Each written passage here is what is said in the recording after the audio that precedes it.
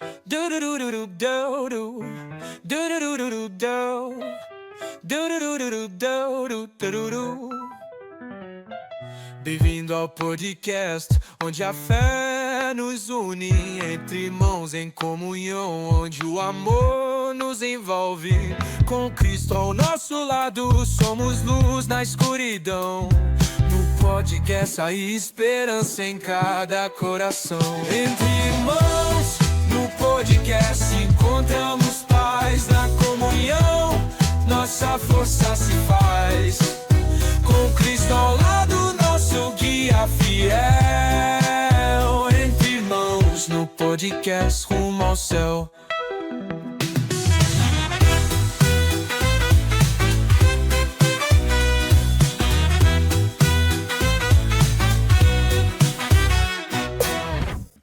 Seja bem-vindo, seja bem-vinda para mais um podcast Entre Irmãos.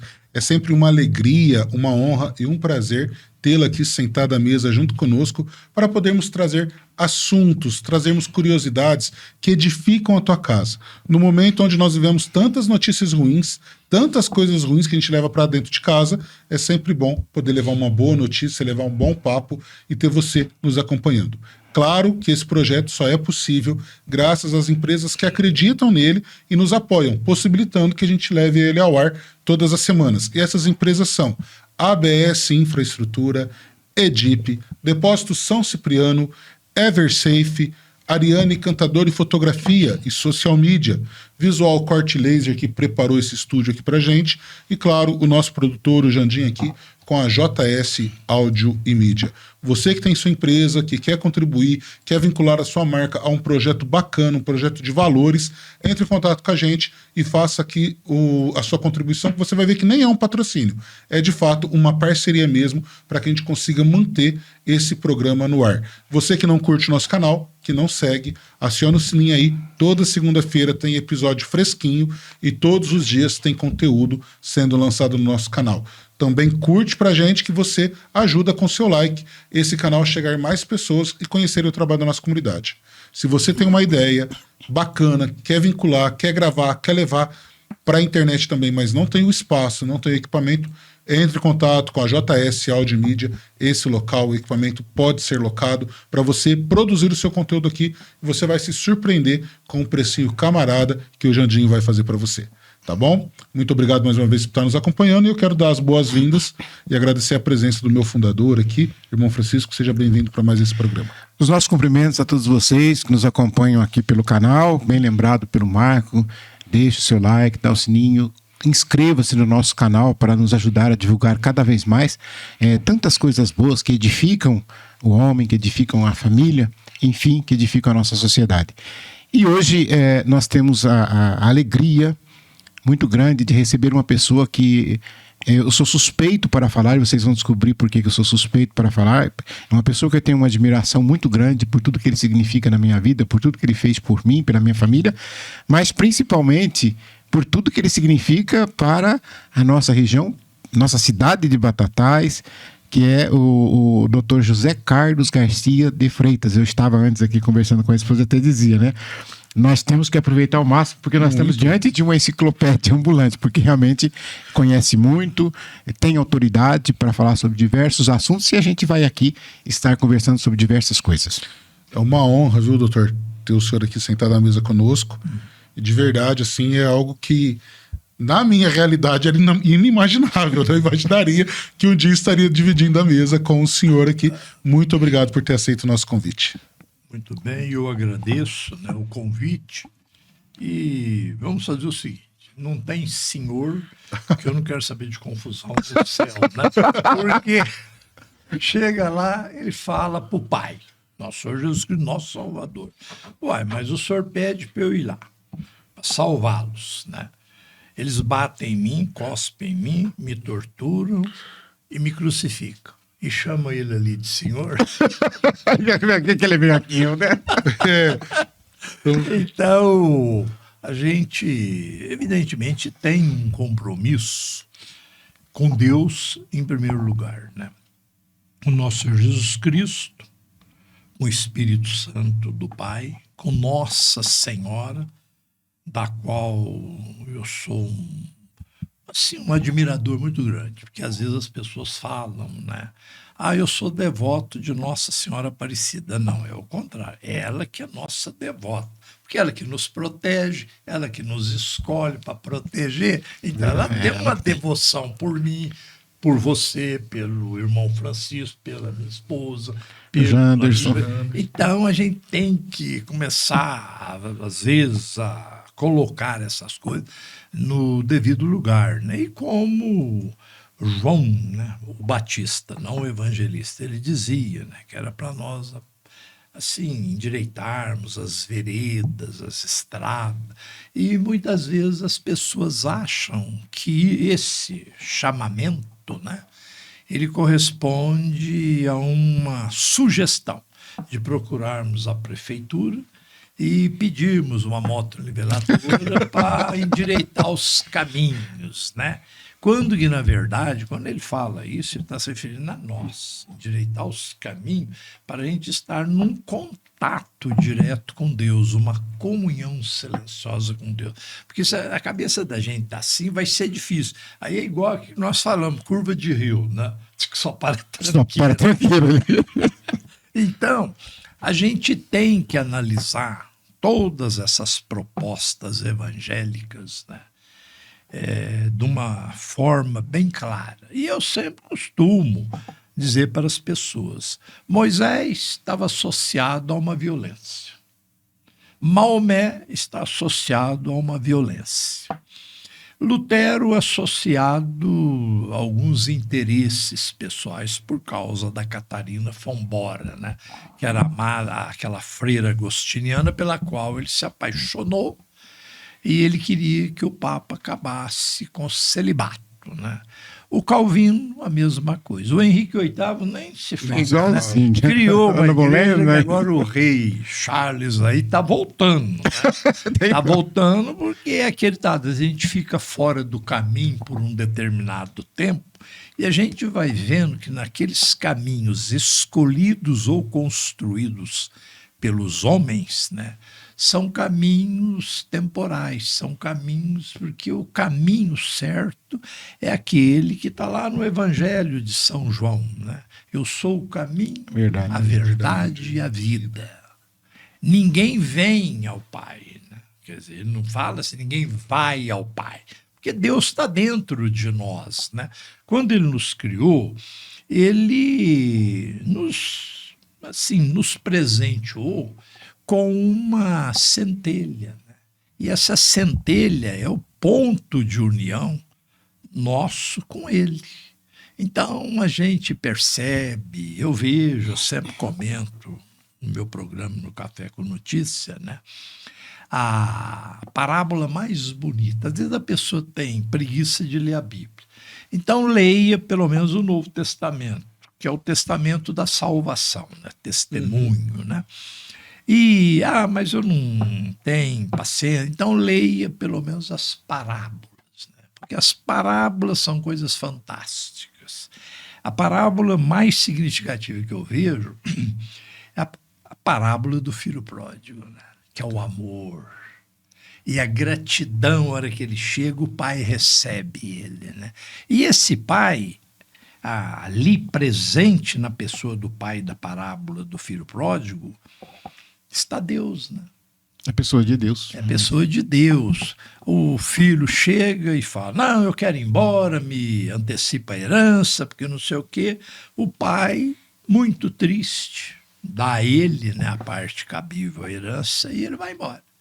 Mas o pai nunca deixou de esperá-lo.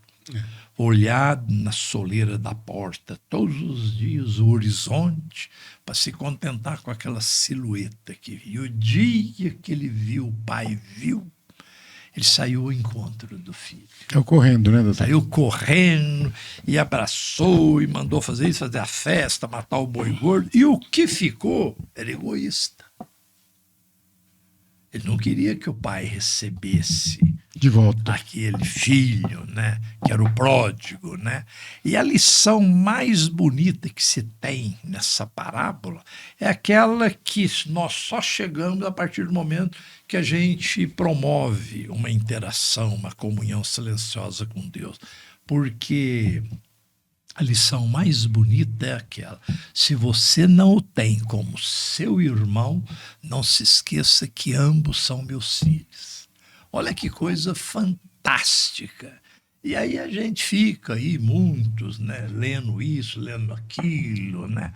A parábola, por exemplo, daqueles 10, né? Essa parábola do filho pródigo é a parábola do amor. Porque Moisés nunca falou em amor, Buda nunca falou em Deus. Maomé, Alá, Deus, Maomé, seu profeta, né? Quer dizer, agora, o outro, nosso Senhor Jesus Cristo, diz: eu sou o caminho. Ele não falou que ele é o profeta, o preferido de Deus. Porque caminho é um local onde todos podem percorrer. Aí a gente vai ver isso aí na parábola da cura, né, dos 10 lá. Só um voltou para agradecer. Então essa parábola resume a gratidão. Que é uma coisa que está muito em falta hoje, né? Muito em falta. Muito em falta. Falta gratidão, muitas vezes, dos filhos em relação aos pais, às mães, né? Aos irmãos. Os alunos com os professores. Né? Justamente. Então, hoje, a gente tem visto aí essa violência, ou física mesmo, ou mesmo psicológica, mental, né? E por que razão? Eu estava conversando com o Reinaldo ali fora. O grande problema é o seguinte: todo mundo vai na academia para embelezar o corpo. Sim. Vai consultar aí obras, né, psicológicas aí para manter aquele equilíbrio emocional. E às vezes está procurando aí alguma coisa pertinente ao mental, né? Às vezes tem uma deficiência, aí procura o psiquiatra, tem um remédio para isso e aquilo. E ninguém está procurando o espiritual. As pessoas estão se afastando de Deus. As pessoas estão preocupadas, né? Essa polarização que nós vemos hoje na política existe nas religiões. Reencarnação ou ressurreição? Gente, esquece isso. Jesus Cristo não cuidou disso. Um dia eu conversando aí com isso, eu falei: então me explica essa passagem do Evangelho, que Jesus foi crucificado em 2 ladrões, o Jetas e o Dimas. O Dimas, o bom ladrão, o Jetas, o mau ladrão. Aí, enquanto o Jetas ficava, né, crucificando moralmente o nosso Senhor Jesus Cristo, né? O Dimas fala: não, mas não sei o quê, vai daqui, vai dali, né? Ele é nosso, nós merecemos estar aqui, ele não. Aí, num dado momento, o Dimas chega e fala: Senhor, não se esqueça de mim quando estiveres no seu reino. Olha que lição para a gente procurar teologicamente o fundamento da ressurreição. Jesus Cristo diz: hoje mesmo estarás comigo no paraíso. Como é que fica, né? O problema da palingenésia, né? É um negócio que está na filosofia, está na sociologia, mas o que nos encaminha para Deus é a teologia. Sim. É o tratado sobre Deus, é a busca de Deus. Que é uma necessidade. Eu não vou chamar de senhor, mas eu vou chamar de doutor, porque realmente é, né? Aí Jesus não vai brigar por não, Jesus não vai brigar, porque a autoridade realmente... Então, Lucas não vai... E um detalhe, às vezes eu costumo falar para as pessoas aí: você e eu não temos muita sorte. Porque Lucas, que eu já sei onde ele ia chegar, ele chegou e falou: Jesus entre os doutores da lei. Não falou doutores, porque se fala doutor, os médicos falam: não, nós estamos na lei. Então chuta também. São só os advogados. Só os advogados. Mas você sabe... eu sou assistente social, nem entro na conversa. Mas eu digo assim, porque nós o conhecemos aqui em Batatais, todo mundo conhece, mas nós temos recebido o feedback de vários lugares, de Tocantins, do Goiás, da Bahia, de gente que assiste a gente. E a gente faz sempre uma pergunta para quem chega aqui, né? A gente pergunta assim: quem é Dr. José Carlos Garcia? Para que o senhor possa ter a oportunidade de falar na sua família, da sua infância, onde você estudou, porque as pessoas, esse introito que o senhor fez, as pessoas falam assim: gente, mas esse senhor me conhece. Realmente é teólogo também.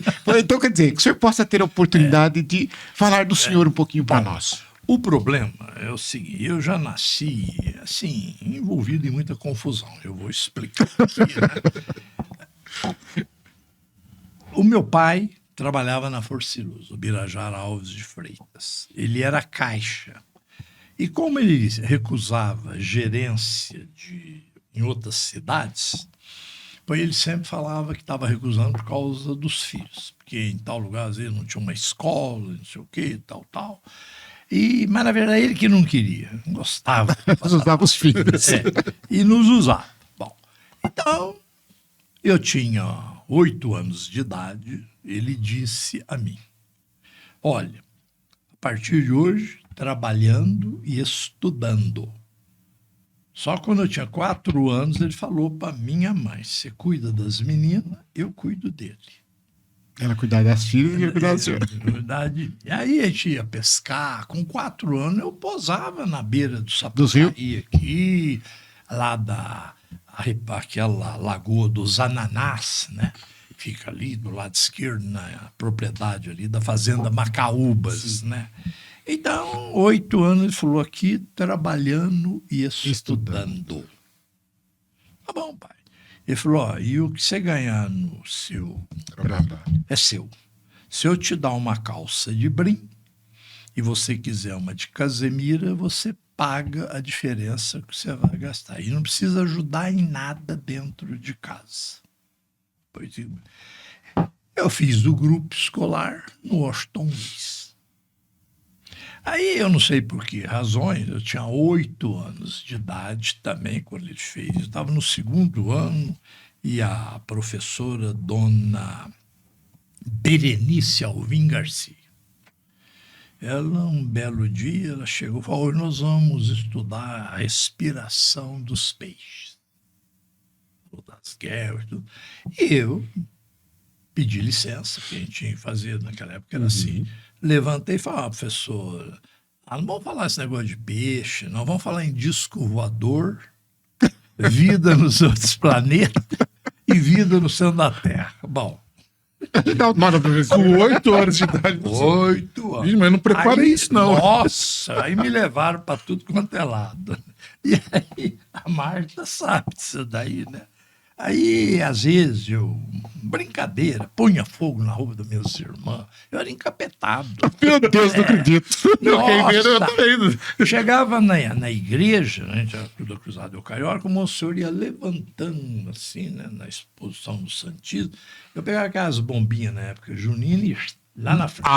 Eu não acredito. Nossa, a minha mãe chegava e falava assim: ai, meu Deus do céu, tem alguma coisa aí. Naquela época, né, eles falavam que podia estar perturbado, isso aqui.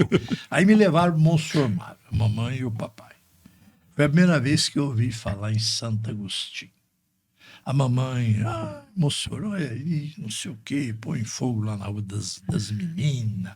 E lá na escola cria problema, falando: o que é isso de disco voador? Joga bombinha na igreja. Joga, não sei o quê. Aí o monsenhor falou: não, as bombinhas eu vejo ele jogar. Mas, vou falar uma coisa para a senhora: levanta a mão para o céu, porque não chega a 10% do que foi Santo Agostinho. Aquele foi terrível, viu? Isso aí entendeu. Quem que é esse? Aí aquilo gravou, Santo né? Agostinho. E tudo, e a gente Falou assim: eu vou ver quem é, porque eu quero ficar igual.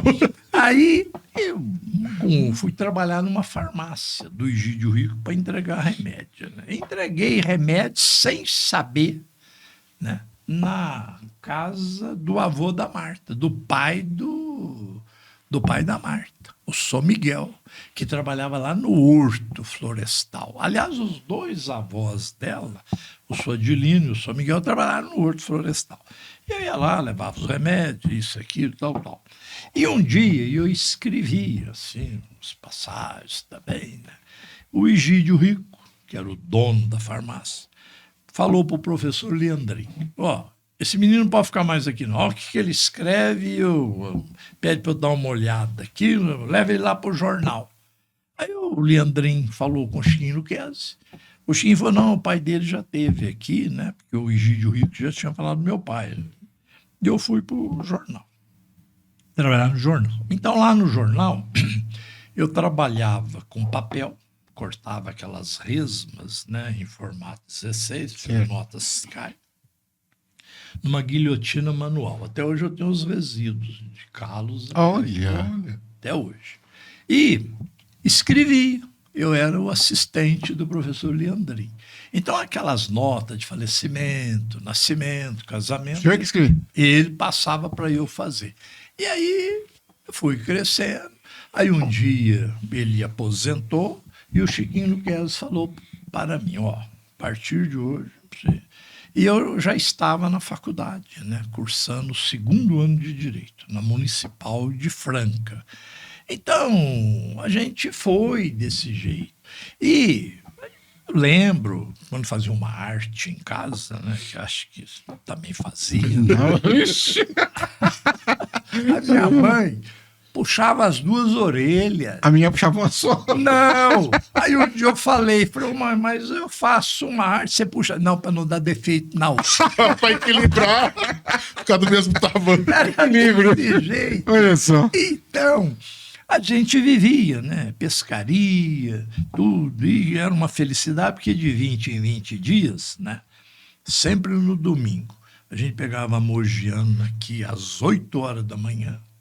Chegava em Ribeirão às 10. E aí... 2 horas de trem. 2 horas de trem. Aí a mamãe levantava às 4, assava um frango, fazia aqueles pastéis grandes. Preparava. E nós íamos fazer piquenique lá no bosque. No bosque, em Ribeirão Preto. E aquelas famílias, ele estava lotado dia de domingo. As mães, elas estendiam aquela toalha de mesa, né? E punha comida. Mas quem que queria saber comida nos brinquedos lá? Então, eu levei esse tipo de vida. Aí eu fui fazer o ginasial no industrial. E eu sou torneiro mecânico também. Você era torneiro Um mecânico? ano de especialização no Ministério de Educação e Cultura. Tem tudo certinho. Fiz curso de mecânica também. No industrial. Eu fiz também. Aqui em Batatais, você deve ter feito em Franca. Não, fiz aqui em Batatais. Batatais, então. E professor Paziani, professor Idair, professor Ubirajara, né, que tinha o mesmo nome do papai, professor Réquia. E na parte, assim, da teoria, das aulas teóricas, era o professor Ariovaldo, que está vivo ainda, o professor Augusto César Jardim, o IE, que está vivo também, né? Perdeu a esposa faz uns 20 dias, 15 dias mais ou menos. Então, aí depois eu ganhei uma bolsa de estudo do PEB, Plano Especial de Bolsa de Estudo. Qual da Força e Luz, né? E aí eu fiquei 6 meses no IESA, por orientação do professor Geraldo Tristão de Lima, porque o papai era muito conhecido na cidade, por causa da Força e Luz e por causa que todos aqueles proprietários rurais, grandes negociantes, grandes comerciantes, eles tinham ações da Força e Luz, porque a Força e Luz era norte-americana e a Light era canadense, né? Então, o papai era muito conhecido. Aí o professor Geraldo Tristão de Lima falou, papai, não, Birajara, você matricula ele aqui, porque a bolsa ia chegar em maio, né? E para não perder um ano, aí depois eu dou a transferência. Aí eu fui fazer no Colégio São José, né? E a bolsa de estudo que eu ganhei deu para meu pai pagar o estudo meu e das minhas 2 irmãs, mas só abaixo de mim. Porque vinha tudo em dólar. Tá certo. Dólar. O papai, naquela época, o pagamento vinha em dólar. Aí vinha para Campinas, que era a central, convertia em cruzeiro, né, que era a moeda nossa. E daí aquele ditado, né? Chegava lá no industrial, o professor não, tem que ser diplomata. Aí o professor Tuniquim, né? Tuniquim. Ele falava, não, falava meu pai, tem que ser engenheiro mecânico. E eu perdi uma bolsa de estudo para a Alemanha. Eu tinha... O senhor não quis ir? Não, eu não quis. Eu falei, não, mas você tem que... Não é porque eu tive as melhores notas que eu vá ser o melhor engenheiro. Porque, e, inclusive, quando eu fiz direito... Graças a Deus o senhor não foi. E o meu pai, ele ficou muito triste, mas eu falei, pai, mas o culpado é o senhor. Porque tinha um costume em casa que era assim, chegava, a mamãe tinha que servir a janta às 6h30. 6:55, todo mundo com os dentes escovados. Aí as minhas irmãs acompanhavam a mamãe, né? Ia para o quarto, aprender um bordado, aquelas coisas tudo, né? E eu tinha que ficar sentado Lado do pai. do lado dele, ouvindo primeiro o Repórter S, pois a Hora do Brasil.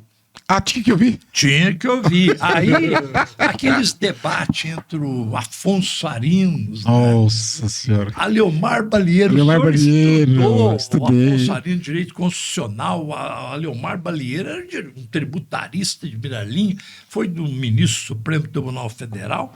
E eu ouvindo, né, porque era pelo rádio, aqueles debates, falei, não, mas eu vou ser isso aí, que meu pai tá aqui. Você é engenheiro, não. E aquilo foi iluminando o senhor. Foi. Franco Montoro, Ulisses Guimarães. E eu já, a primeira... Saudades, hein, doutor? Nossa. Não, tô aqui pensando que primeiro é. encontro que eu Aonde tive com chegamos, Ulisses meu Deus. Guimarães foi no grupo Washington Luiz. Porque vinha uns sacos de leite em pó e vinha a foto dele em cima, o Ulisses Guimarães. Aí eu, pai, quem que é? Não, ele vai fazer um pronunciamento hoje. Então, até hoje, quando eu tenho tempo, eu ouço a Hora do Brasil. Olha só. Eu escuto na estrada quando eu tô voltando. E às vezes, por exemplo, o Heron Domingues, né, Heron Domingues. e o Luiz Lopes eram os radialistas, né, da Rádio Nacional que faziam o Repórter S. Quando Getúlio Vargas veio a óbito, que coisa fantástica, eles lendo a carta, né, dele, né? Nossa, aquilo... E só que antes de fazer o introito da Hora do Repórter S, era aquela do Rui Barbosa. A pátria não é ninguém, são todos. A gente ouvia aquilo, não tinha cabelo, mas acho que aí que Arrepiava tudo. arrepiava tudo. Eu ficava fantástico. Então, às vezes, hoje, né, o pessoal fala que a gente é muito exigente. Não, não é que eu seja exigente. É o que eu cresci num mundo de gigantes, né? E hoje, infelizmente, a gente está vivendo num mundo de pigmeus, né? Sim, na perfeito. fé, na política. Nós falávamos antes, doutor, aqui dos grandes bispos que nós tivemos nesse Brasil. Nossa Senhora. O de Ribeirão Preto, nós não precisamos ir longe. Não precisamos ir longe, Dom tá aqui. Luiz do Amaral Monzinho Amaralzinho. é citado em livros de filosofia de muitos autores no mundo inteiro. Eu tenho esses livros dele. Ele era tomista, né? Conhecia Santo Tomás de Aquino, e ele que me enveredou para esse caminho. Um dia o Monsenhor Mário, ele veio, era da Cruzada. Monsenhor falou, não, vou te apresentar um menino aí que é assim. Aí vai isso, aquilo, conversamos, e um belo dia nós fomos num retiro, lá em Ribeirão, na catedral ali, né? E, de repente, terminou o retiro, as outras delegações iam embora e nós ficamos por último, porque ele gostava muito do Monsenhor. E nós estávamos nos... É o senhor Mário. Monsenhor Mário. Monsenhor Mário. Nós estávamos uns 12, mas 6 meninas da Cruzada e 6 meninos da Cruzada também. E Cruzada eu tava lá Eucarística. também, Cruzada Eucarística. O Galvani era o nosso orientador e a dona Lourdes Bergamini era a orientadora das meninas. Galvani é o Capelozzi. Capelosa. Aí, estamos lá, o Dom Luiz falou assim para um padre, vai lá no palácio manda fazer um lanche lá, porque olha, todo mundo foi embora e só ficaram eles aí, né? Então, 10, mais o seu Galvani, o Monsenhor, a dona, tinha uns 14 mais ou menos. Aí o padre foi. Aí nós saímos pela porta principal para ir para o Palácio Episcopal, Atrás da catedral. e nós fomos assim, saímos e fomos para o lado esquerdo, né, da entrada da catedral. E mais ou menos no meio do caminho, encostado ali, né, numa daquelas reentrâncias da catedral, estava um cidadão alcoolizado, deitado, todo cheio de vômitos, né? Aí a gente passa até Olha ali, assim. né? É igual a parábola do bom samaritano. Isso é verdade. Nós olhamos para trás, o Dom Luiz ajoelhado diante dele, não sei o quê. Aí todo mundo voltou, né? O bispo parou. O pastor parou, as ovelhas voltam. Aí o outro padre que acompanhava, ele disse, liga lá para vir uma ambulância. E aí o padre foi lá, o outro padre, dois, um tinha mandado fazer o lanche, né? E ele foi lá e ele deu uma lição de vida em todo mundo. Foi um tapa na cara de todo mundo aí que se diz cristão. Porque eu costumo dizer, a gente tem que dividir aquilo que a gente vai usar, e não aquilo que sobrou na mesa. Não é o supérfluo também, né? Porque tem gente que faz, eu ajudo os pobres. Não, você tem que fazer assim, vamos dividir o pão, né? Exatamente. E não dividir sobra. aquilo que eu não comia e põe para trás. Aí ele começou, deu uma lição, ele falou, olha, se ele tivesse tido a oportunidade que eu tive, o senhor, monsenhor, e esses meninos aí estão tendo, ele não estaria aqui. Aquilo ali foi... Isso não me sai da cabeça. Eu estou com 77 anos, né? Porque às vezes eu falo para minha mulher, não, é 76. Eu não estava morto no ventre da minha mãe. Né? Já estava vivo. Então, no dia 4 de dezembro, eu fiz 76 no 4 de setembro. Mas aí 70 com mais os 9 meses. 77. Eu né? também falo a mesma coisa. A minha esposa fala, não é possível, você não tem. Eu falo, tem, porque eu conto o tempo que eu já existia. Já existia. Então eu tô mais velho. Não, também, e tem outra então. coisa, doutor. Quando eu faço aniversário, eu já conto também o ano da frente. Ela fala, mas como? Você não tem isso? Eu falo, não, eu completei 66. isso. Agora já entrei no 67. E daí Esses outro dias que eu tô detalhe. contando, já tô outro ano. O senhor que fez direito, eu fiz direito, os que fizeram direito, sabe que 6 meses depois do nosso aniversário pode contar o outro, né? Sim. Já entra para contabilidade. Ué.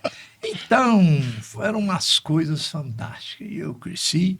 Aí que veio o problema. Nossa, só o dia que eu peguei, eles queriam que fosse fazer o vestibular para engenharia mecânica. E o pessoal lá do vocacional, todo mundo torcendo, não, porque não sei o quê, e vai daqui, vai dali, né, e tal, e mais isso. Aí eu fui fazer direito. Nossa, o meu pai não brigou comigo, mas ele Ficou deu triste. aquela benção oficial, porque hoje os filhos não tomam mais Não, benção hoje dos não. pais. Ele me deu aquela bênção durante 30 dias, aquela bênção oficial. Deus te abençoe. Formal. E vai, isso e aquilo. E voltando àquele caso aí dos 8 anos da história do disco voador, eu fico analisando hoje qualquer probleminha, pessoa, porque não sei, estão me impressionando, estão isso, estão naquilo. Ué, até hoje, às vezes, tem gente que fala, você veio do outro mundo. Eu falei, não, essa confusão saiu porque meu pai nasceu na rua Zé Augusto Fernandes. E ali é conhecido como Rua do Outro Mundo. É isso mesmo. Para você que não sabe, é Rua do Outro Mundo. Então, Tá explicado. ali é que dá. Mas, veja bem, eles me levaram no Hospital Santa Isabel, lá em Campinas. Aí, o primeiro levou aqui no médico, eu não vou falar o nome do médico, ele já faleceu, mas era muito meu amigo depois.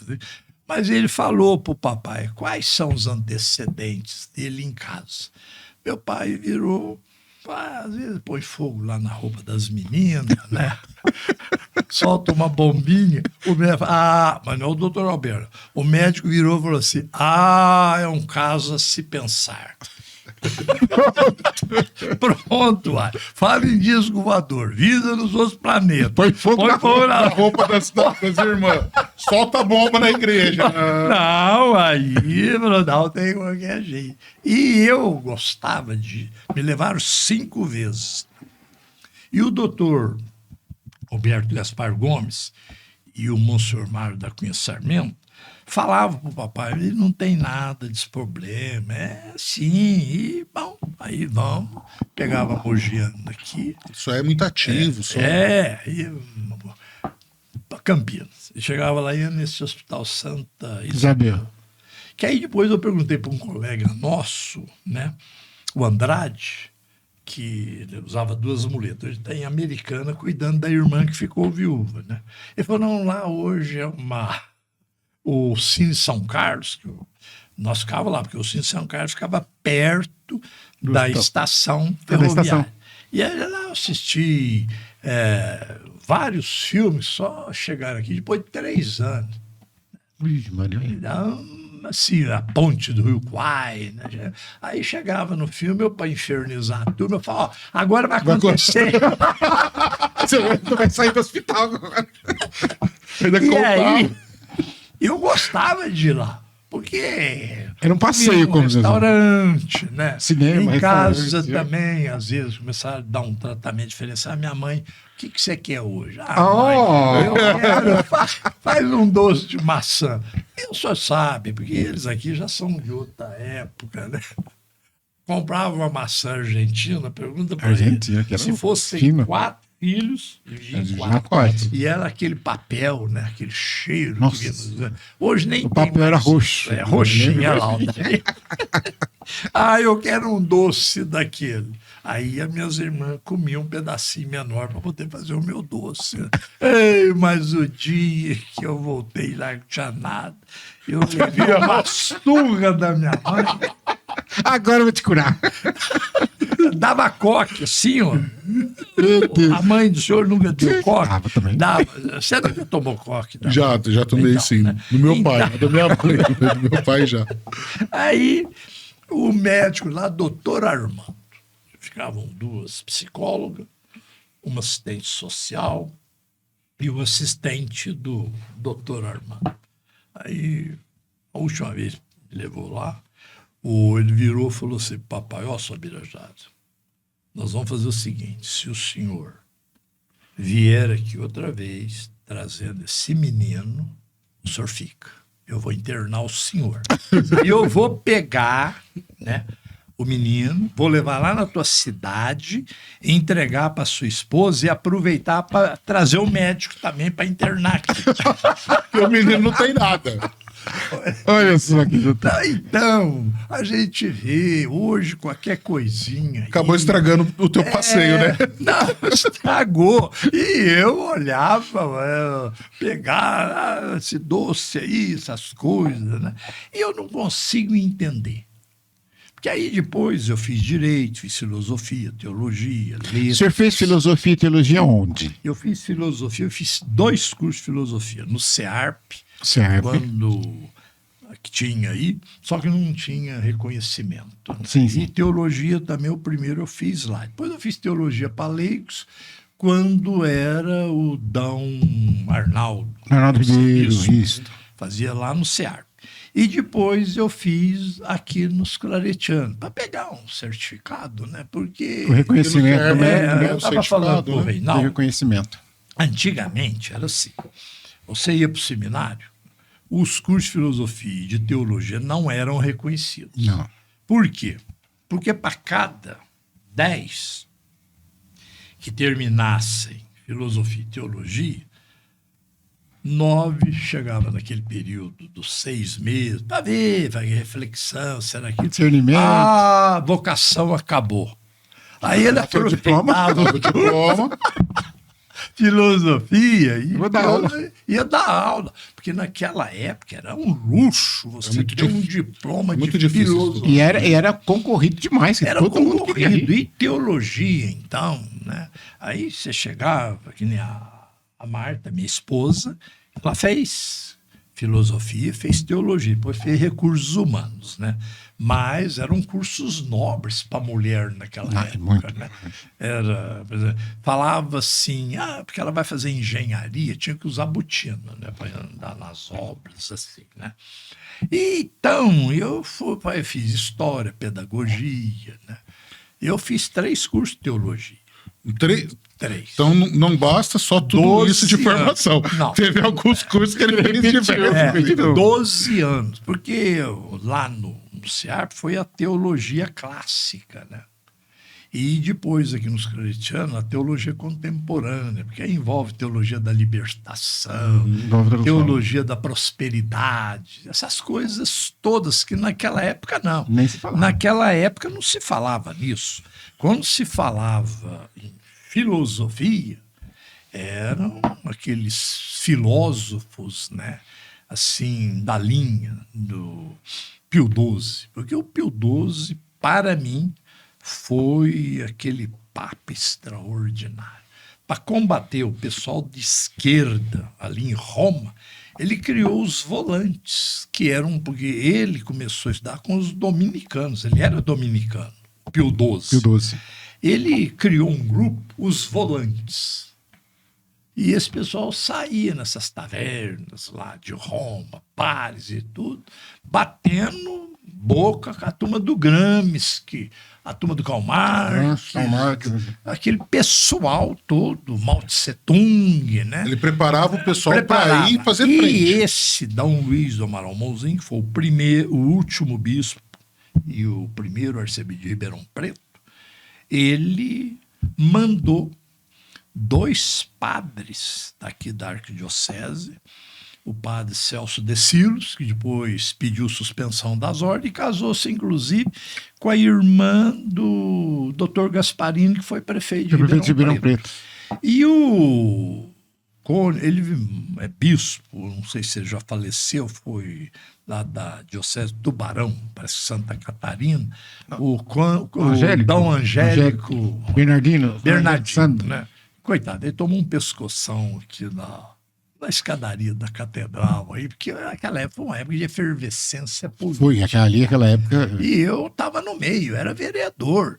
O meu pai... Você era vereador aqui em Batatais? Aqui em Batatais, do MDB. E meu pai MDB era oposição. delegado sindical. Eu sou estamos no mesmo Aí, partido. só que tem um problema. O papai, como delegado sindical, era da linha do Dom Luiz do Amaral Monzin. Por quê?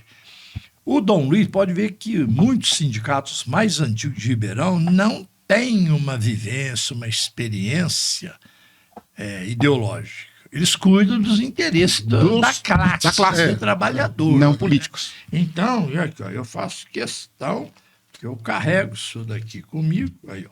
Papai era delegado sindical. Aí. Olha só, Sindicato dos Trabalhadores, dos eletricistas, energia elétrica, lá de hidroelétrica, termoelétrica de Campinas, São Paulo. Campinas, tá vendo? A gente pegou na câmera lá. Olha lá. E aí, quer dizer, não tinha esses negócios, né? Às vezes, não vão trabalhar, nada. Até o papai teve uma atitude, né? Eles fizeram uma colônia de férias, cidade Oceano. E ele ia lá todos os anos com a mamãe, né? Aí um belo dia ele foi lá e tinha tirado a placa que tinha o nome dele e puseram uma placa desses atuais aí. Eu nunca mais ele foi lá. Não sei se voltaram a placa, eu não sei o que, mas eles faziam isso. Né? Porque Eles pegavam, faziam assim, tipo de colônia de férias para os funcionários, escolas para os filhos dos funcionários. Legal. Não tinha essa Mas coisa. mesmo, não é sindicato, mas as entidades de classes, por exemplo, dos militares, elas têm as colônias de férias, os ranchos, casas na praia, então, mas não que é tem para aquela beneficiar parte mais o ideológica, filiado. Não né? tem a parte ideológica. Não tem. Quem quiser Depois- ser Porque aí virou comunista vai pura ser. ideologia, né? Virou. Depois houve essa invasão ideológica, né, dos houve sindicatos. esses negócios. Porque lá na minha casa, lá, o pessoal era getulista. O meu pai era getulista. Ele foi secretário do diretório municipal do PTB. Eu admiro. E depois ele fala assim, mas o Getúlio era de direita, olhou para a Itália, o fascismo de Mussolini, ou o nazismo. Não, o Getúlio era muito inteligente, viu? Muito. Ele conseguiu, de vez em quando ele fazia assim, né, lá para os nazistas e tudo. Aí a turma dos Estados Unidos, o Roosevelt, veio aqui. Precisava conversar com ele. Falou, mas você precisa conversar comigo? Então você vem no Brasil. Veio, aí é que ele tá, né? Porque eles acham que nós somos fundo, né? De quintal dele. Aí combinaram, vieram em águas internacionais. O Getúlio falou: não leva uma garrafa d'água, não leva um biscoito, não leva nada. Aí chegou lá, tratando para ceder uma área do estado do Maranhão para fazer aquela base. A base. Lá, né? Alcântara. De Alcântara. Então, ué, mas e a água? E o café? Não, não tem. Eles vieram em Natal. Tem até uma foto na história, o senhor estudou, você estudou, todos nós estudamos. O Getúlio com o charutão dele atrás, com o Góes Monteiro, que era o ministro da guerra dele à época. E na frente o Roosevelt e do lado de cá o motorista, né, no Jeep. Foi Natal. Então pisou em terra. Não, hoje esse pessoal fala isso aqui. Você quer pisar? Não, tem que vir aqui. Aí, o que ele fez? Pegou eu cedo lá, Alcântara, fazer a base lá. Porque os aviões norte-americanos não tinham autonomia de voo do lado dos Estados Unidos, porque lá, América do Norte, vocês ficam lá. E nós, para chegar na Europa. Então eles precisavam, né? De algum lugar. Aí, resultado. O Getúlio pegou dinheiro para fazer a Petrobras, Companhia Vale do Rio Doce, Fábrica Nacional de Motores. Houve um boom da industrialização. Tudo a fundo perdido. E hoje, infelizmente, a gente vê Destrói privatizando, destruindo tudo, né? E corrupção. vai daqui, vai dali. Mas o senhor fez me lembrar uma coisa, doutor. Quando o senhor fala, né, da peste que o Getúlio pega, o senhor estava falando, porque o Pio XII também, eu acho que ele paga um pato porque por ele causa dos nazistas. Exatamente, né? ele paga esse pato. Inclusive, Tanto é tem um que hoje ele não livro, consegue sequer, o processo dele não avança. Mas E a hora que eu eles falam qualquer coisa... Eu tenho 2 artigos publicados no Observatório Romano defendendo ele. E eu coloco, mas como que ele é nazista? Isso aí foi com todo respeito, uma besta quadrada que escreveu uma peça lá de teatro e tudo e colocou ele. Como que esse homem era nazista? Ele era anúncio apostólico em Berlim quando Pio XI era Papa, antes disso. então, aí ele foi, assim, o escolhido pelo Pio XI, porque todos os papas, assim, o que está hoje lá, ele sempre tem o da preferência dele. Pode ver que o Paulo VI, já uns 8 meses antes de morrer, teve em Veneza, pegou a estola dele e colocou no pescoço do Albino Luciani, que era o patriarca. O patriarca de Veneza, né? Foi, como quem diz, esse aqui que eu quero que me substitua. Já indicava. Desse jeito. E aí, o João Paulo I tinha uma adoração profunda pelo Wojtyła. Olha E só. quem foi lá? Wojtyła. Quem que substituiu o Papa Wojtyła? João Paulo II. E quem substituiu o João Paulo II foi o escudo dele, que foi escudo dele, que assim, foi eu lembro, óbvio, Joseph é Ratzinger. óbvio, Eu lembro Guarda lá, dessa imagem, né? Tudo que a gente via Então, Papa João Paulo tava II, atrás. o Ratzinger estava atrás. Estava junto. Então, esse pessoal, é por isso que eu digo, viu? Tá vendo, se vocês estão ouvindo. As coisas não são tão surpresas essa assim, né? divisão aí, né, na nossa igreja, porque eu costumo falar, quem fornece mais professo para outras religiões é a nossa. Mas porque nós não estamos cuidando da nossa religião como nosso Senhor Jesus Cristo queria e Nós continua querendo. Né? Então, aí, o caso do Pio XII, o Papa Dieter, essas coisas, o que é isso? Vai lá no Estado de Israel, há documentos lá, em bustos, em livros históricos. A Golda Meir, primeira-ministra, dizendo que ele era o pai espiritual da nação hebraica. Pio XII, ela declarou isso aí. O Einstein era judeu, ascendência judaica. Fez lá um testemunho. O Sabin, da vacina. Por exemplo, nós vivemos aí muitas endemias, epidemias, essas coisas todas. Tem muita gente que ganha dinheiro com vacina. Né? O dia que perguntaram para o Sabin, o senhor não vai patentear essa vacina? O que ele falou? Não, isso é um presente que eu faço para todas as crianças do mundo. Quem é que faz isso? Não. É interesse econômico hoje. Aí é aquilo que nosso Senhor Jesus Cristo fala. Dê de graça o que você recebeu de graça. Ué, por quê? Vocês acham, né, que eu ia cobrar caro aqui a coisa? Eu não. Eu recebi isso daí de graça, capitão.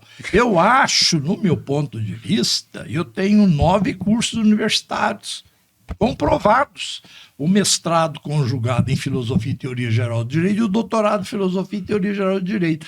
E a matéria que a gente se exige mais, ele sabe, é Filosofia do Direito. Porque vai dar aula de processo civil, tem um código. Vai dar aula de civil, tem um código. Penal, tem um código. E qual que é o código de Filosofia do Direito? Então, a gente vê, no caso do Pio XII, ele era de uma família nobre de Roma. O avô dele, Marco Antônio, foi um dos fundadores do Observatório Romano. Tá vendo? Meu nome é importante, Marco Antônio. E sabe o que acontecia lá? O que ele fez?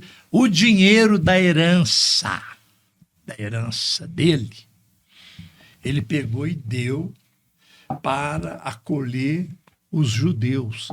Na época tinha mais de 100 conventos ao entorno da cidade de Roma. Autorizou e tinha conhecimento. Mandou pegar e acolher todos os judeus. Os fugitivos. E se ele agora, ia ser preso. Agora, eu escrevi isso aí no Observatório Romano. Eu falei, gente, como é que pegaram e publicaram? E eu estou preparando um outro artigo para ir lá no Observatório.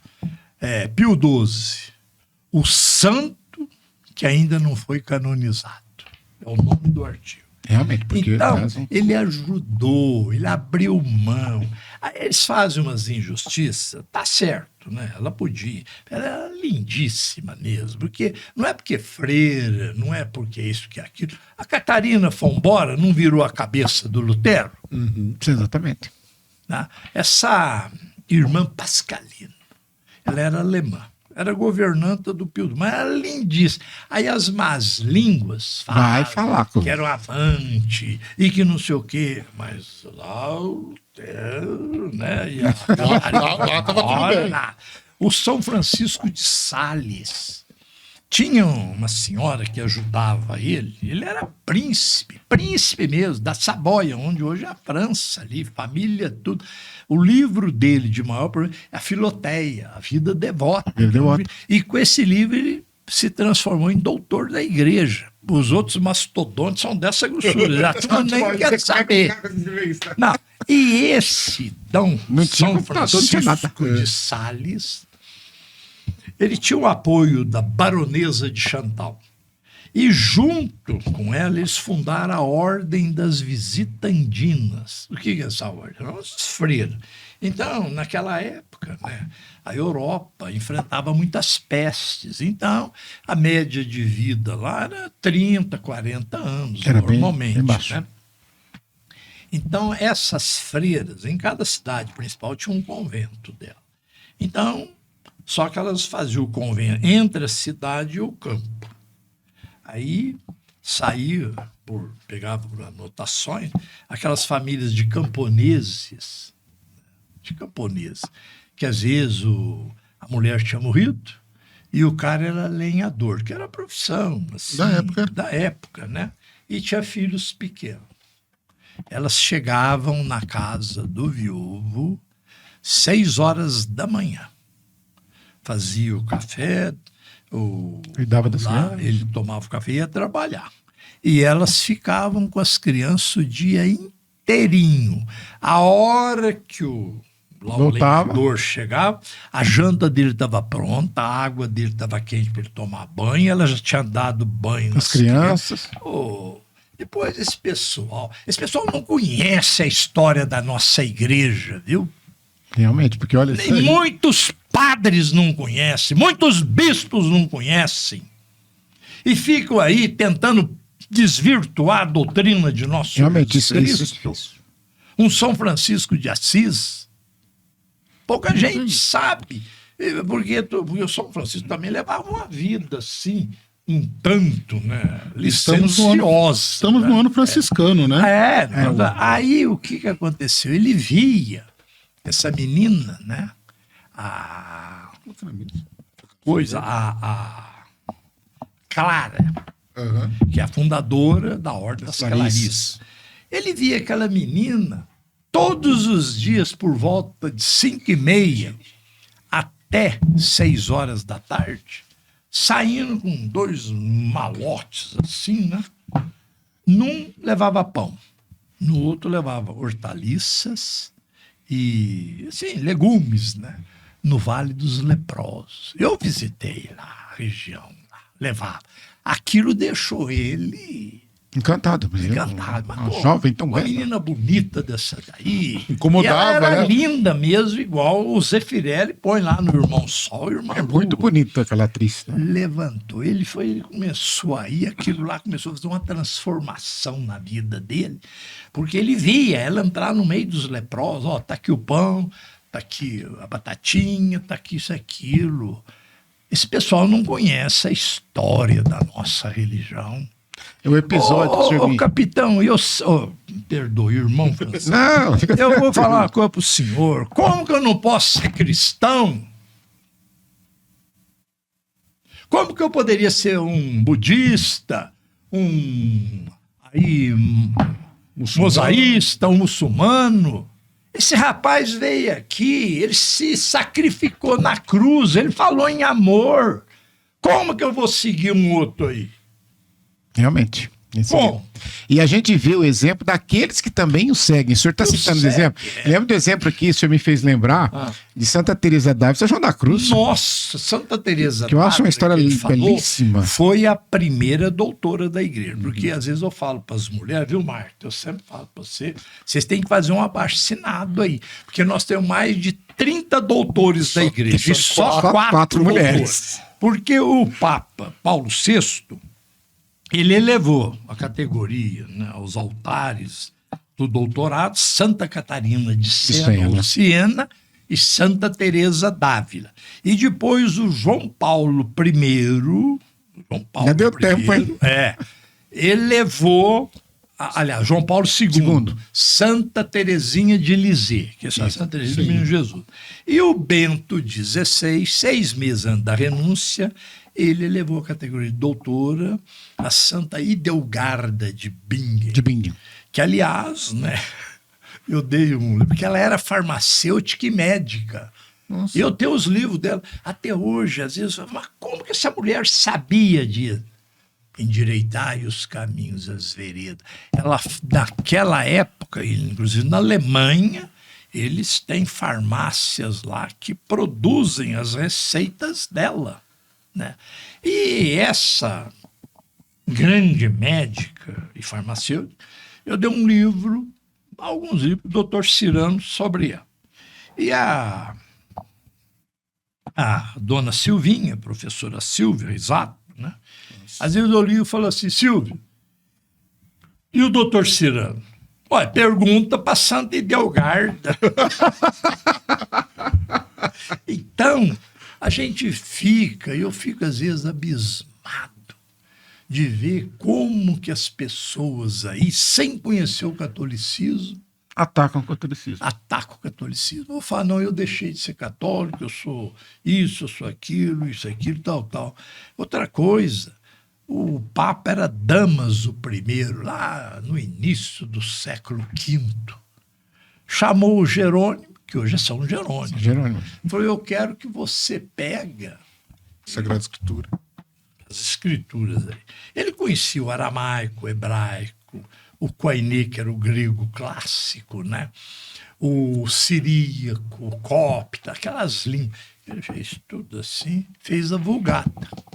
Aí o Lutero chega, traduz Do trabalho que Jerônimo fez? trabalho dele, da Vulgata em latim, Uhum. para o alemão. E conseguiu a publicação porque o Gutenberg, né, Alemão. o pai da imprensa, já tinha inventado A a imprensa. imprensa. Aí, não, porque pregou 95 teses na porta lá da igreja. Eu queria que ele tivesse pregado a 96ª tese. Que ele escreveu para o Papa, querendo que o Papa abolisse, né, o celibato para ele poder casar com a Catarina Fombora, porque essa sim era inteligente. A reforma, a base da reforma, está em São Paulo e Santo Agostinho. Tanto é que quem resgata o São Paulo, pelo menos eu sempre falo, eu tenho muitas ressalvas contra o Concílio Vaticano II, mas essa não. Eles resgataram a figura de São Paulo. Concílio. Porque São Paulo, até o Concílio Vaticano II, era considerado o apóstolo dos protestantes. Aí entrava em qualquer... Porque Paulo vai para Jesus. E é interessante porque o anúncio que é feito por João 23 é no dia 25, dia da conversão de Paulo. Não é coincidência, né? Paulo, Não é coincidência. Olha não que é. coisa interessante. Então, a gente via, né, a base. É o mesmo caso. Por exemplo, o Freud, pai da psicanálise, né? Era judeu, era ateu, e, né, tinha-se uma coisa assim, uma certa simpatia por Karl Marx, né? Bom, aí ele faz as bases da psicanálise baseada em quem? Na maiêutica socrática, aquele do intuire, né? E nas confissões de Santo Agostinho. Pode ver que a única coisa que ele fez, né, que é dele, é que ele contratou um bom marceneiro para fazer um divã bem confortável. Gente, esse pessoal precisa. E o que eu acho um absurdo é que pessoas de outras religiões conhecem mais autores da nossa religião do que o pessoal aí. Mas uma coisa interessante, doutor, que eu vejo ultimamente... nós tivemos recentemente vários protestantes voltando para o catolicismo. Claro, E quando se pergunta. O rei quando se pergunta para eles, principalmente alguns norte-americanos que eu pude acompanhar, o que te fez voltar para a Igreja Católica? A resposta: eu li a Patrística. Eu li Santo Agostinho, eu li Santo Ambrósio, eu li São João Crisóstomo. Esse pessoal, então, eles têm uma dificuldade muito grande em entender Deus. Eu, nas minhas orações, eu não peço para morrer amanhã, depois da manhã. Eu peço para morrer depois dela, das minhas duas filhas, depois de muita gente. Eu acho que nós que estamos aqui, é muito conforto nosso, o irmão Francisco. É muito egoísmo seu, meu, a gente chegar, pai, me leva agora. O Stephen Hawking, que não conseguia nada, ele não foi o maior cosmólogo. Nós temos os braços perfeitos, as pernas perfeitas, a língua perfeita. exatamente. Nós não podemos sair aí, olha, num processo de evangelização, de acolhimento, de ir dar uma palavra de conforto, porque tem muita gente que às vezes fala, se o Freitas vai lá 2 horas, levanta cedo, o dia que eu chegar lá em cima, lá, ele vai chegar para mim e falar, aquele negócio de não colocar debaixo do catre, né? Eu não quero nem saber. Aliás, às vezes eu brinco, né? Que a dúvida, a gente na vida, como advogado, eu defendi muitos casos polêmicos. Inclusive homicídios no tribunal do júri, que eu tirei a pessoa, foi absolvida, né? Então, eu chego lá em cima. Como é que fica? Aí o São Pedro vai começar a questionar. Eu posso chegar para ele e falar: quanto tempo você está aqui? 2.000 anos. Como é que está teu INSS, teu fundo de garantia? Pronto. Né? Já recebi. Já é. Aí, Já consegue Ricardo. aí, bom, então você vai para o inferno. Não, é o único lugar que eu não vou. Ninguém me vai dar. Posso pecar, mas assim, sabe? Eles não vão, eles vão me esperar na porta lá. O Lúcifer, o Asmodeus, o Pazuzu, essa turma toda. Não, aqui você não entra. Aqui eu não estou falando de Jesus Cristo, Nossa Senhora. Exatamente. A confusão. Marrona que dentro. A confusão que nós vamos aprontar lá, irmão. Isso não vai dar certo. Aí resta o quê? A região intermediária que os teólogos contemporâneos falam: precisa um lugar, porque não pode ir para o inferno, mas também não pode ir para o céu porque não for batizado, né? Os profetas. Aí arrumaram uma região intermediária. Intermediária. Aí eu vou chegar: não, aqui você não entra porque aqui você não é profeta. Eu vou ter que ficar aqui, né, pá? Até vocês resolverem, ele vai me deixando aqui. Mas não é verdade? Mas Já pensou, irmão? O senhor, assim, vamos supor, de uma para outra, sobretudo, aí o senhor chega, né, na porta do inferno, ostentando esse crucifixo aí. Ah, não vai entrar, não. Não é. Eu já tiro, não vou tirar. Não entra. E eu, inclusive, A gente já chega no inferno na hora que vai fazer. Nossa Senhora! Não, já sai daqui. eu aprendi muitas coisas, e eu tenho os comprovantes em casa, sobre exorcismo. Eu gosto. Tem muitos na Igreja Católica que não acreditam nisso. 98% dessas perturbações são casos de psiquiatras, mas 2% Não é o maligno. Eu acredito. Veja a confusão que está no mundo moderno. O padre Gabriele A morte. ele fala assim que a coisa mais bonita para o maligno é quando a gente fala: eu não acredito em você. Ah, ele E aí adora. você não ora e não vigia. Então não tem oração. Eu não acredito. Como é que você vai? Olha, doutor, eu vou te ser sincero, eu acredito, mas eu morro de medo. Eu falo pra você, por favor, quando tiver alguma coisa, Os você vai lá, resolve que eu vou pra O longe. livro de exorcismo do Padre Círio, ele deixou para mim. O breviário do Monsenhor Mar, que também era exorcista. Tá com o senhor. Então, porque eu li bastante coisa sobre. É um assunto que me atrai, eu gosto de ler, porque quando a gente fala assim, fala: eu não acredito porque eu não consegui explicar, não consegui. Mas o sobrenatural? Mas você vai querer explicar o sobrenatural? O grande problema hoje na igreja pós-conciliar, em relação a muitos, eles acham que o mal, o maligno, é uma ideia. Esse E os tridentinos esse é o mal. é uma realidade, é o real. Porque, veja bem, como se explicar esse primeiro-ministro de Israel aí? Não pode, porque nós temos o livre-arbítrio. Para o Netanyahu. Netanyahu. Quer dizer, nós temos o livre-arbítrio. Não adianta você ter não um anjo da guarda, um serafim, que é o último o serafim da Hierarquia. guarda. O que vale é o livre-arbítrio. A tua escolha. Tanto isso é verdade que duas coisas são impossíveis para Deus, né? Pecar e salvar aquele que não quer ser salvo. Que se não faz. E eu acredito, inclusive, na redenção, na salvação do maligno. Porque ele era o mais bonito dos anjos, mais sábio. Sábio, né? lindo. Tinha mais luz. Aí, de repente, a soberba, né? O orgulho, o tornaram no que ele é hoje. Agora, eu invejar nosso Senhor Jesus Cristo, mas como? Eu quero ficar do jeito que eu tô aqui, eu vou assistir meus filmes de preferência. Mas você fica imaginando esse pessoal que quer ser Deus. Isso acontece na política brasileira, autossuficiência. Que derruba. Veja bem, quando o negócio engrossa para o senhor, engrossa para você, para ele, para mim, o que a gente fala? Olha para você, meu Deus. Agora, se você é igual a Deus, você vai olhar para onde? Não tem a quem pegar. Não tem, porque A mim já é mesmo. Deus. A mim mesmo. O senhor falou num assunto, uma coisa interessante. É claro, o senhor tem essa carreira acadêmica belíssima. O senhor tem uma história com a Unesp, né?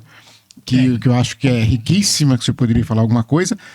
E desse tempo que o senhor viveu, principalmente, o senhor foi político também, viveu essa década de virada de 60 para 70, depois processo chamado de redemocratização.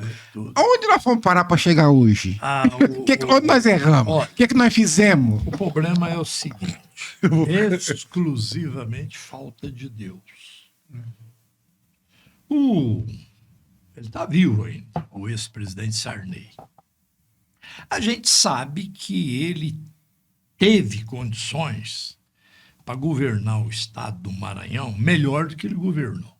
Porque, na verdade, ele derrubou o grupo que tinha lá João Monteiro, Epitácio Cafeteira. Com esse pessoal, eles derrubaram o Vitorino Freire, que mandava lá. E aí começou aquele negócio. Agora eu sou governador, você vai ser o prefeito de São Luís, ele vai ser o... Isso acontece no Ceará também. É assim, desse jeito. E aí você vai ser senador, e o outro vai ser aquilo. Bom, eu queria que vocês me dissessem, porque eu sou muito observador. Desde quando o Fernando Henrique Cardoso assumiu a presidência da República. Não vamos falar da reeleição que ele fez, não fez nada. Não vamos falar, por exemplo, que hoje aí o príncipe, o rei da Inglaterra, destronou o irmão, cassou o título de príncipe, de duque e falou, sai da casa oficial. Ele está pagando para o irmão, com o dinheiro dele, uma casa lá. Para ficar lá. Para ficar lá. Bom. E no Brasil nós sabemos, mas eu não quero saber que roubaram o dinheiro da Petrobras, do INSS, nada, eu não quero saber disso não. Isso aí é humano, é uma opção. Eu quero saber o seguinte, quantas vezes do Fernando Henrique Cardoso até agora, hoje, o senhor, você, ele, nós ouvimos um deles falar em Deus, em nosso Senhor Jesus Cristo. Não tem. Aí roubou no INSS, o filho, porque o irmão, eu não quero saber, eu quero saber o meu problema no mundo é me preparar para me reencontrar com Deus. É a parábola do filho pródigo. É isso que eu ia falar, voltando lá no começo da conversa. O cair é humano, o ir embora é humano, mas a gente tem que saber voltar. Tem que saber. E ele vê, a hora que ele está lá cuidando de porcos, ele fala, gente, mas na casa do meu pai, os servos, eles têm tudo. E quem são os servos na casa de Deus? A comunidade angelical. Exatamente. Então, gente, você precisa pegar, limpar, assim, endireitar as veredas, assim, olhar para cima, assim. Porque tem gente que chega, né, e fala assim, mas como é que o Freitas guarda? Ele vai lá e traz, e faz isso, faz aquilo. Aí todo mundo tem uma explicação. Ele vai para os espíritos e fala, não, ele tem um guia lá. Larga a mão dessas coisas. Isso daí é uma comunhão com Deus. Vai, quem é hindu? Não, ele tem entrada nos registros acásicos. Larga a mão dessas coisas. O meu Salvador é nosso Senhor Jesus Cristo. Tá? É o nosso Senhor Jesus Cristo. Eu tenho meu anjo da guarda, como qualquer um. Tem. Aliás, até um dia o Cônigo Eloy, né? Ele gosta de mim, na brincadeira. É porque eu sou o único que tem 2 anjos. Você tem 2. Tem o que Tem a auréola e tem um anjo carneiro do lado direito.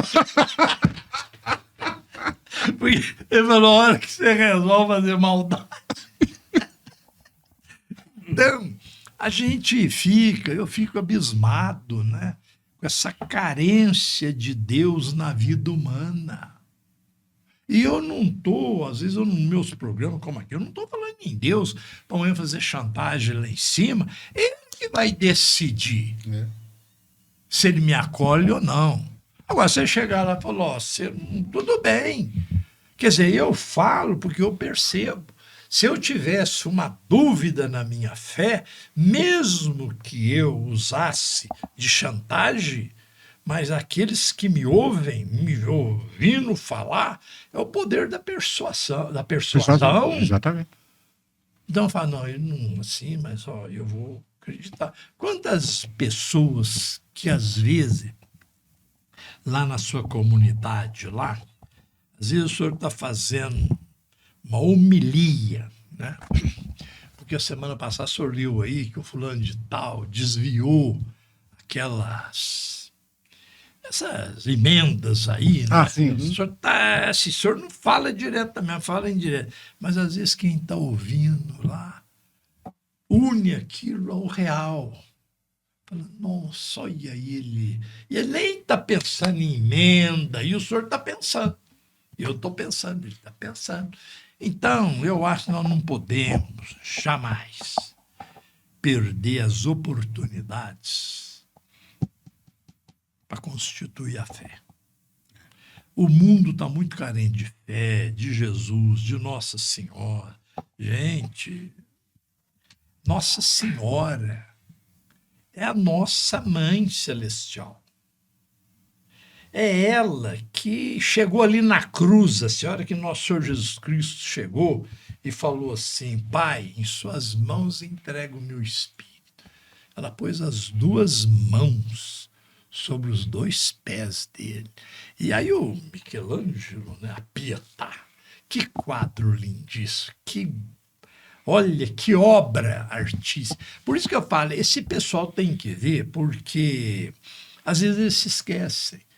De tanto o Antigo Testamento falar, façamos o homem a nossa imagem e semelhança, a gente ficava assim buscando, né, o referencial de Deus. Como que é? O que o Michelangelo fez? A criação, que está lá na Capela Sistina. Não é verdade? O Adão está com o dedo assim, e Deus está bem. E o Deus é um senhor velho, ele retratou, esse é o pai mais velho. Olha a genialidade daqueles da Renascença. Michelangelo, Leonardo da Vinci, Rafael Sanzio. Olha, são dois movimentos de ideia. O Renascimento, no finalzinho da Idade Média e antes de começar a Idade Moderna.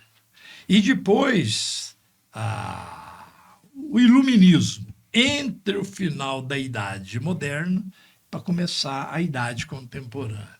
Gente, olha a diferença. Lá atrás, lá no Michelangelo, o Petrarca, Dante Alighieri. Quer dizer, o Renascimento é uma obra de arte. Agora, veja na Revolução Francesa, o Iluminismo. Eles destronaram a fé. Em benefício da razão. Mas veja o que aconteceu. Robespierre, Danton, Mirabeau, né? O próprio Montesquieu. Né? Então, são pessoas que estimularam a matança. Pode ver o Fourquier de Tiville, era o pai dos promotores daquela época lá. E o que aconteceu? Os adversários dele puseram a sentença dele, assim, ele assinou. Aí ele assinou a própria sentença. Assinou a própria sentença. O Robespierre, às vezes, eu não vou falar para não ter como, mas eu olho assim, no Supremo Tribunal Federal, né, assim, tem um que é só ver que aquele negócio. É a soberba. A soberba. Eu que mando. A soberba, o seu alto. Pode ver, Marco Antônio, que o que mais nos derruba na vida A soberba. é a soberba. é quando eu acho que eu sou Deus. Eu sou melhor que... E às vezes tem aqueles, né, que eles não pensam. Eles falam, não, eu sou Deus. Então isso é muito complicado.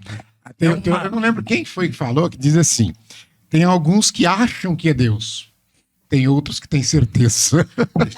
Tem certeza que é Deus. Pessoal, vocês estão acompanhando aí o conteúdo com o Dr. Freitas, conteúdo fantástico, e ficou um pouco mais longo. E para que você não perca nada, nós decidimos dividir em 2 partes. Então, a semana que vem vai ter essa conversa, esse bate-papo, essa aula que o nosso Dr. Freitas está dando para a gente aqui no podcast. E eu te espero lá para você continuar acompanhando conosco e aprendendo cada vez mais com esse grande homem aqui da nossa cidade de Batatais. Te aguardo lá. Podcast Entre Irmãos.